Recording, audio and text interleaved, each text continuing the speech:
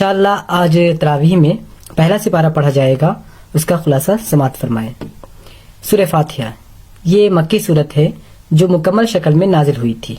یہ ایک دعا ہے جو انسان کو ہدایت طلب کرنے کے لیے سکھائی گئی ہے۔ اسے قرآن کے آغاز میں رکھنے کا مطلب یہ ہے کہ اس سورہ اور باقی سورہ یعنی باقی جو قرآن میں تعلق ہے وہ دعا اور جواب دعا کا ہے۔ بندہ دعا کرتا ہے کہ اے پروردگار، سیدھے راستے کی طرف میری رہنمائی فرما، ایسے راستے کی طرف جو گمراہ اور ان لوگوں کے راستے سے جن پر تیرا غضب نازل ہوا ہے بالکل الگ ہے۔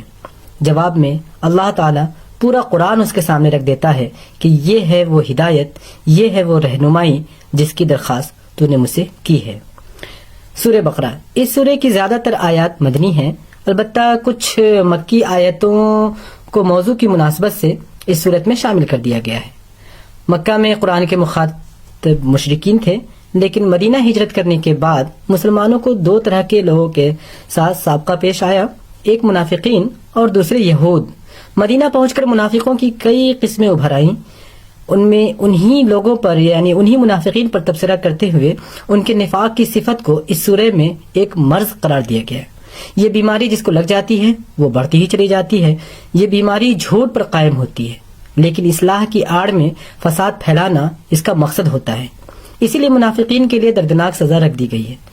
ان کی حالت پر تبصرہ کرتے ہوئے اور ان کی حماقت اور بے وقوفی کو بتاتے ہوئے مثال دی گئی ہے کہ جس طرح زوردار بارش اور اندھیرے کی گھٹا میں بجلی کے کڑاکے سن کر کوئی شخص اپنے کانوں میں انگلیاں ٹھوس لے اور اس غلط فہمی میں مبتلا ہو جائے کہ وہ ہلاکت سے بچ گیا، اسی طرح منافقین نے بھی سمجھ رکھا ہے کہ وہ بھی اس دردناک عذاب سے بچے ہوئے ہیں۔ یہود توحید، رسالت، وحی، آخرت اور ملائکہ کے اسی طرح قائل تھے جس طرح مسلمان تھے، یعنی مسلمان جس طرح ان چیزوں کے قائل تھے، توحید، رسالت، آخرت کے، ٹھیک اسی طرح یہود بھی قائل تھے، اور اصولاً ان کا دین بھی یعنی یہود کا دین بھی وہی اسلام تھا جسے حضرت محمد صلی اللہ علیہ وسلم لے کر آئے تھے، لیکن صدیوں کی بگاڑ کے نتیجے میں انہوں نے اس دین کو بالکل بدل دیا تھا اور خود بھی مسلم کے بجائے محض یہودی بن کر رہ گئے تھے۔ اللہ کے دین کو انہوں نے صرف بنی اسرائیل کی آبائی وراثت بنا کر رکھا تھا، اور یہ سمجھ رہے تھے کہ گویا یہ وراثت ہے جو ہمیں ایک کے بعد دیگرے ہم پر چلی آ رہی ہیں، حالانکہ یہ وراثت کی بات نہیں تھی۔ اس سورہ میں یہود کی تاریخ اور ان کی اخلاقی مذہبی حالت کو بیان کرتے ہوئے اس پر تنقید کی گئی ہے کہ اس ضمن میں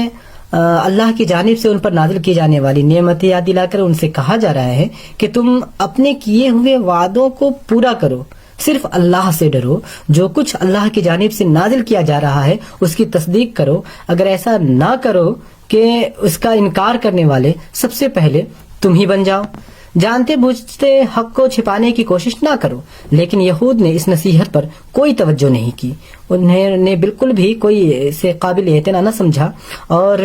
پھر انہیں یاد دلایا گیا کہ دنیا کی ساری قوموں پر انہیں فضیلت دی گئی تھی۔ یہ بھی یاد دلایا گیا کہ انہیں فرعون کی غلامی سے نجات بخشی گئی جو ان کے لڑکوں کو ذبح کر دیا کرتا تھا۔ انہیں یہ بھی یاد دلایا گیا کہ سمندر کو پھاڑ کر ان کے لیے راستہ بنایا گیا جس سے گزر کر وہ فرعون کی پہنچ سے بچ گئے، لیکن اس کے بدلے میں انہوں نے جو کچھ کیا وہ بھی انہیں یاد دلایا گیا کہ جب ہم نے موسیٰ علیہ السلام کو 40 شبانہ روز کی قرارداد پر بلایا تھا، اس کے پیچھے تم بچڑے کو اپنا معبود بنا بیٹھے۔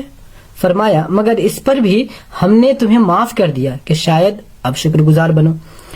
اس کے آگے فرمایا کہ ہم تمہاری ساری باتیں مانتے چلے گئے، لیکن تم نے اپنے ہی نبی کے کہنے کا یقین نہیں کیا، اور کہا کہ جب تک اپنی آنکھوں سے اعلانیہ اللہ کو کلام کرتے ہوئے نہ دیکھ لیں گے یقین نہیں کریں گے۔ اس وقت ایک سائقے نے تم کو آ لیا، لیکن تم لوگ اس وقت بھی شکر گزار نہ بنے۔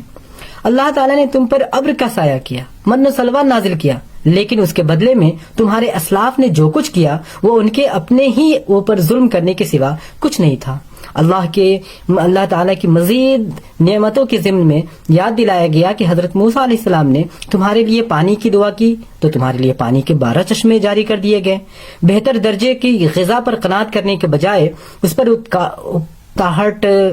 کا اظہار کرنے لگے تو حضرت موسیٰ علیہ السلام کے کہنے پر تمہارے لیے تمہاری من پسند غذا نازل کر دی گئی، لیکن اس کے بدلے میں یہود نے کس رویے کا مظاہرہ کیا، ان تمام نعمتوں کا حق کس طرح ادا کیا، اس کا ذکر کرتے ہوئے فرمایا گیا کہ ان سے اللہ کی کتاب کو مضبوطی سے پکڑنے کا اور اس کی تعلیمات و ہدایات کو یاد رکھنے کا عہد لیا گیا تھا، لیکن وہ اس عہد سے پھر گئے۔ ان کے لیے قانون بنایا گیا کہ وہ ہفتے کے دن آرام اور عبادت کا دن مخصوص کریں، لیکن انہوں نے اس قانون کو بھی توڑ ڈالا۔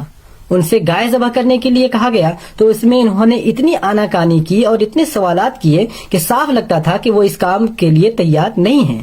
یہود کی مذہبی و اخلاقی حالت کو بیان کرنے کے بعد اللہ تعالیٰ ان کے بارے میں اپنا فیصلہ یوں صادر فرماتا ہے، ایسی نشانیاں دیکھنے کے بعد بھی آخرکار تمہارے دل پتھر سے بھی زیادہ سخت ہو گئے، کیونکہ پتھروں میں سے تو کوئی ایسا بھی ہوتا ہے جس میں سے چشمے پھوٹ بہتے ہیں، کوئی پتھر پھٹ جاتا ہے اور اس میں سے پانی نکل آتا ہے، اور کوئی خدا کے خوف سے لرز اٹھتا ہے، لرز کر گر جاتا ہے، لیکن تمہارے دل ایسے ہو گئے ہیں کہ اس میں خیر کے لیے اب کوئی جگہ ہی نہیں،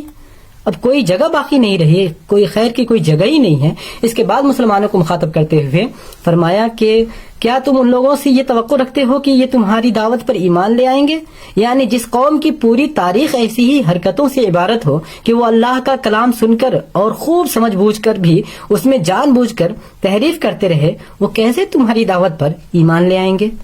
یہود کا مشغلہ یہ تھا کہ مسلمانوں کو ورغلانے کے لیے انہیں نبی صلی اللہ علیہ وسلم سے طرح طرح کے سوالات کرنے پر اکساتے تھے۔ اس پر مسلمانوں کو مخاطب کر کے فرمایا گیا کہ کیا تم اپنے رسول سے اس قسم کے سوالات اور مطالبے کرنا چاہتے ہو جیسے اس سے پہلے حضرت موسیٰ علیہ السلام سے کیے جا چکے ہیں؟ یہ حرکت ایمان کو کفر میں بدلنے جیسی قرار دی گئی، اور ایسا کرنے والے کے بارے میں فرمایا گیا کہ وہ راہ راست سے بھٹک گیا ہے۔ یہود کی ان حرکتوں کے جواب میں مسلمانوں کو تلقین کی گئی کہ تم نماز قائم کرو، زکوٰۃ دو اور مطمئن رہو کہ اللہ ہر چیز پر قدرت رکھتا ہے۔ جنت میں داخلے کے سلسلے میں فرمایا کہ یہودی یا عیسائی ہونا، یا دوسرے لفظوں میں محض کسی نبی کی امت سے وابستہ ہونا جنت میں جانے کے لیے کافی نہیں ہے، بلکہ جو بھی اپنی ہستی کو اللہ کی اطاعت میں سونپ دے اور عملاً نیک راستے پر چلے، اسی کے لیے اس کے رب کے پاس اس کا اجر ہے، اور ایسے لوگوں کے لیے کسی خوف اور رنج کا موقع نہیں۔ آخر میں یہود نصارہ کو یہ بات واضح انداز میں بتا دی گئی کہ ابراہیم علیہ السلام جن سے تم کو نسبت ہے، انہوں نے خود اس خانہ کعبہ کی تعمیر کی تھی، اور ان کا دین بھی یہودیت یا نصرانیت نہیں بلکہ اسلام تھا۔ انہوں نے ہی اللہ سے ایک امت مسلمہ بنانے کی اور اس کے درمیان ایک رسول بھیجنے کی دعا کی تھی۔ حضرت محمد صلی اللہ علیہ وسلم کی نبوت کے اعلان سے آج وہ امت مسلمہ وجود میں آ چکی ہے، اور اس کا قبلہ وہی خانہ کعبہ قرار پایا ہے۔ ابراہیم علیہ السلام کی دعا سے وجود میں آنے والی اس امت سے نفرت وہی کر سکتا ہے جو احمق اور جاہل ہو۔ بنی اسرائیل سے منصب امامت چھین کر اس امت کو اس منصب پر فائز کرنے کے بعد اسے ہدایت دی گئی کہ اس ذمہ داری کا بوجھ اٹھانے کے لیے صبر اور نماز سے مدد حاصل کرے۔ انشاءاللہ دوسرے سپارے کا خلاصہ کل پیش کیا جائے گا۔ آپ اسی طرح ہماری اس چینل پر ہر روز خلاصہ سماعت فرمائیں گے، تو ہم سے جڑے رہیں اور اللہ تعالیٰ سے دعا کریں کہ اللہ تعالیٰ ہم سب کو حسن عمل کی توفیق دے اور رمضان المبارک سے بھرپور استفادے کی توفیق عطا فرمائے۔ آمین۔ وآخر دعوانا الحمدللہ رب العالمین۔